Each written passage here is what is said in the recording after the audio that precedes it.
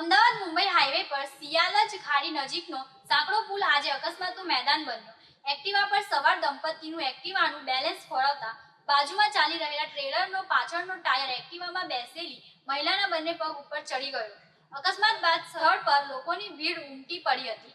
Police અને traffic વિભાગ તાત્કાલિક સ્થળ પર પહોંચી ટ્રાફિક નિયમન હાથ ધર્યું હતું. એમ્બ્યુલન્સને બોલાવી ઘાયલ મહિલાને તાત્કાલિક સારવાર માટે હોસ્પિટલ ખસેડવામાં આવી છે. અમદાવાદ મુંબઈ હાઈવે પર સિયાલજ ખાડીના સાંકડા પુલ પર બનેલો ભયાનક અકસ્માત. એક્ટિવાનું બેલેન્સ ખોરાવતા બાજુમાં ચાલી રહેલા ટ્રેલરનો પાછળનો ભાગ એક્ટિવામાં બેસેલી મહિલાના બંને પગ ઉપર ચડી ગયો. સ્થળ પર લોકોની ભારે ભીડ ઉમટી પડી. પોલીસ અને ટ્રાફિક વિભાગે તાત્કાલિક પહોંચી ટ્રાફિક નિયંત્રણ હાથ ધર્યું.